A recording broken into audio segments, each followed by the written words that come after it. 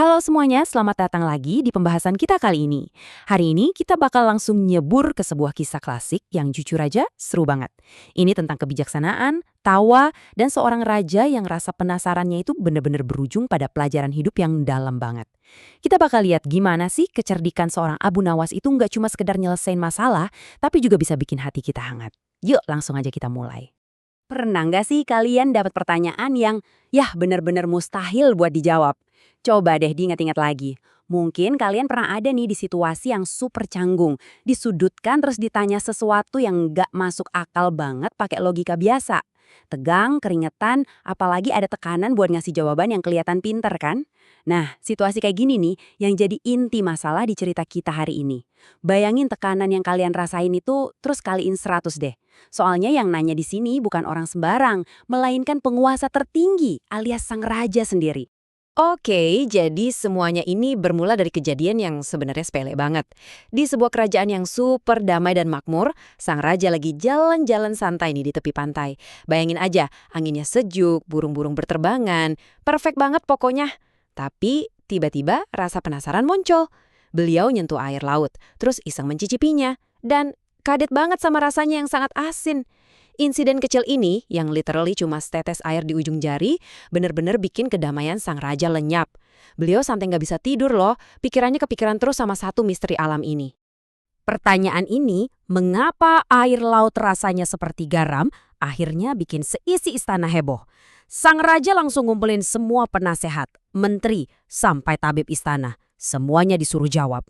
Ada sih yang ngasih fakta-fakta ilmiah tentang mineral tanah, ya jujur aja membosankan. Terus ada juga yang ngasih mitos konyol soal kutukan atau air mata lautan. Tapi tebak, nggak ada satupun yang bikin raja puas. Jawaban logis rasanya terlalu kaku, sementara mitos terdengar bodoh. Jadi ya, sang raja malah makin frustrasi dan gelisah. Nah, karena cara-cara normal udah mentok, sang raja akhirnya ngambil langkah drastis dengan memanggil Abu Nawas. Waktu dengar nama ini, si isi istana langsung nelen ludah. Ya gimana ya, nama ini kan identik banget sama hal-hal di luar nalar.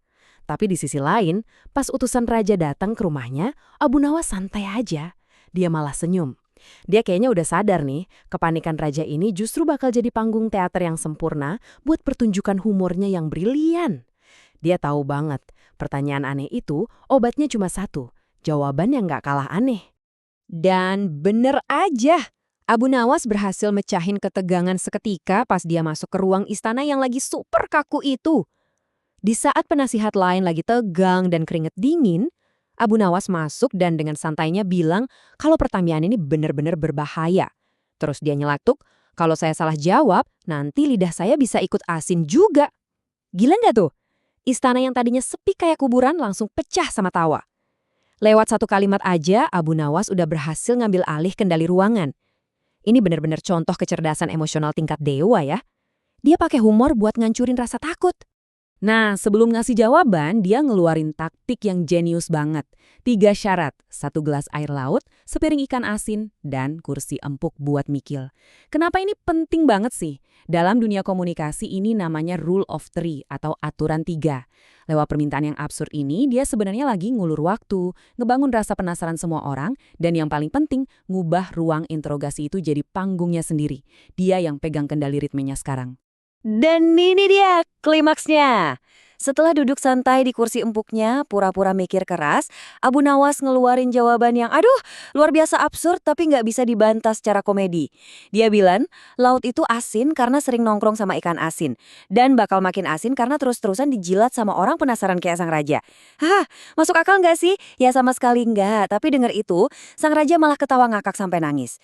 Abu Nawas itu paham banget, sang raja sebenarnya nggak butuh jawaban sains yang ribet, beliau cuma butuh ngelepasin rasa penasaran yang bikin stres. Dan tawa adalah jawaban yang paling sempurna. Tapi ya namanya juga kehidupan. Di mana ada pahlawan, di situ pasti ada aja yang dengki. Waktu raja dan seisi istana lagi asyik ketawa, para penasehat yang tadi gagal ngerasa malu banget. Harga diri mereka hancur dong. Disinilah ceritanya bergeser nih. Mereka mulai kasak-kusuk, bisik-bisik, bikin rencana jahat di balik senyum palsu mereka. Tujuannya sekarang bukan lagi nyari kebenaran, tapi gimana caranya bikin Abu Nawas jatuh dan malu di depan raja. Besoknya mereka langsung nyerang. Coba perhatiin betapa licik dan absurdnya jebakan mereka kali ini. Mereka nantang Abu Nawas ngitung berapa lama waktu buat ngeringin lautan kalau lautannya ditaruh di bejana emas. Ya ampun, ini tuh pertanyaan yang emang didesain supaya nggak ada jawabannya. Jebakan mematikan. Kalau Abu Nawas ngasih angka spesifik, dia bakal dibilang tukang ngibul. Tapi kalau dia nyerah, wah habislah reputasinya dicap bodoh. Ruangan langsung hening lagi, semua mata melotot ke Abu Nawas, nunggu dia jatuh. Ini benar-benar tes mental yang sesungguhnya. Eits, jangan remehin Abu Nawas. Disinilah letak kejeniusan retorikanya bermain. Bukannya masuk ke perangkap dan pusing mikirin berapa lama waktunya, dia justru ngegeser pertanyaannya jadi siapa pelakunya. Dia ngebales logika mustahil itu pakai logika yang sama-sama mustahil. Dan kerennya lagi, dia nyelipin sindiran maut. Siapa yang menjemur? Kalau mereka lambat, ya butuh 1 abad. Lagian orang yang suka ngeringin akal orang lain, biasanya akalnya sendiri udah kering duluan. Boom! Sang raja langsung ketawa ngeiyain. Para penasihat itu ibaratnya kena senjata makan tuan. Muka boleh merah nahan malu, tapi rasa iri itu emang sering bikin orang buta akal sehat. Para penasihat ini masih belum mau nyerah. Mereka nyusun rencana lagi. Tekadnya udah bulat buat nyari 1 pertanyaan teka-teki yang secara logika bener-bener nggak ada jalan keluarnya. Mereka pengen banget ngejebak Abu Nawas pakai kata-katanya sendiri di depan publik istana. Muncullah mereka bawa paradoks ini. Mana yang lebih dulu ada, laut atau garam? Ini kan teka-teki melingkar yang nggak ada ujungnya ya. Tapi lagi-lagi lihat gaya mainnya Abu Nawas. Dia nggak repot-repot nyoba ngebedah paradoks itu. Alih-alih dia nembak balik pakai paradoks yang nggak kalah bikin pusing. Mana yang lebih dulu, ayam atau telur? Terus dia ngajak deal. Coba jawab dulu pertanyaanku, baru aku jawab pertanyaan kalian. Gila, ini teknik melucutin senjata lawan yang luar biasa efektif kan? Orang yang niatnya ngejebak malah kejebak sendiri sama pikiran muter-muternya. Ujung-ujungnya, para penasihat itu cuma bisa kicek, bungkam 1000 bahasa. Oke, mari kita tarik napas bentar ya. Tinggalin dulu deh keributan debat di istana tadi, kita pindah ke suasana yang lebih adem. Setelah semua drama ujian retorika yang bikin capek itu, istana akhirnya damai lagi. Sang raja yang sekarang makin respect sama Abu Nawas, ngajak dia duduk berdua di pinggir pantai sore-sore. Suara ombak yang tenang, pelan-pelan gantiin suara tawa sama intrik tegang tadi. Nah, di momen yang damai banget inilah, sang raja akhirnya nemuin kebijaksanaan sesungguhnya dari pertanyaannya di awal. Dan di momen inilah inti filosofis dari cerita kita keungkap. Sang raja baru nyadar kalau air laut yang asin itu ya persis kayak kehidupan kita. Analogi garam kehidupan ini bener-bener ngena buat kita semua loh. Seringkali kan hidup itu kerasa pahit, asin, banyak cobaan, mirip-mirip lah sama pertanyaan jebakan atau orang-orang yang sirik ke kita. Tapi coba pikir deh, tanpa rasa asin itu makanan tuh bakal hambar. Tanpa adanya rintangan, tanpa ngelewatin perjuangan, kita nggak bakal pernah benar-benar bisa ngargain manisnya kebahagiaan sejati.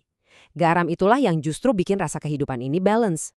Waktu lagi ngobrol santai itu juga, Raja nanya, kok Abu Nawas bisa sabar banget sih waktu diremehin sama dijebak? Jawaban Abu Nawas ini dalam banget. Dia bilang, mereka yang nertawain orang lain, seringkali sebenarnya lagi nangis di dalam hatinya. Wah, ini kunci kedewasaan emosional banget kan? Abu Nawas itu empatinya luar biasa. Dia sadar kesombongan para penasihat itu sebenarnya cuma tameng dari rasa insecure dan kelemahan batin mereka sendiri. Kalau kita sadar orang yang nyerang kita itu sebenarnya lagi menderita di dalam, kita nggak bakal respons pakai amarah, tapi pakai ketenangan. Pada akhirnya, sang raja ngasih gelar kehormatan tertinggi. Bukan sekedar pelawak atau penghibur, tapi Abu Nawas dinobatkan sebagai guru hati. Raja sadar kalau tawanya Abu Nawas itu ibarat doa yang bikin negeri tetap damai. Kecerdasan sejati itu, sesuai pelajaran penting dari cerita ini, bukan tentang gimana kita menang debat terus ngerendahin orang lain. Sama sekali bukan. Kecerdasan sejati itu adalah kemampuan buat nuntun orang ke kebenaran, ngademin niat-niat jelek, dan nyebarin kebijaksanaan. Tapi tetap bikin semua orang tersenyum, adem banget ya. Nah, sebagai penutup sesi pembahasan kita kali ini, pertanyaannya sekarang balik ke kalian. Kita semua pasti punya laut kita sendiri-sendiri, lengkap sama rasa asinnya. Dan mungkin ada aja orang-orang di sekitar yang nyoba ngejebak kita pakai hal-hal pahit. Gimana kalian bakal ngehadapinnya? Apa mau dilawan pakai amarah yang ujung-ujungnya bikin hati kita sendiri kering kerontang? Atau mau nyoba minjem sedikit gayanya Abu Nawas yang cerdik dan jenaka? Ingat ya, hikmah yang dibungkus pakai senyuman itu biasanya lebih gampang nempel di hati. Jadi hadapin aja rasa asin di hidup kalian dengan lapang dada. Karena justru itu yang bikin cerita hidup kalian berharga. Oke deh, makasih banget udah mantengin sesi kita hari ini. Sampai jumpa di pembahasan seru kita selanjutnya.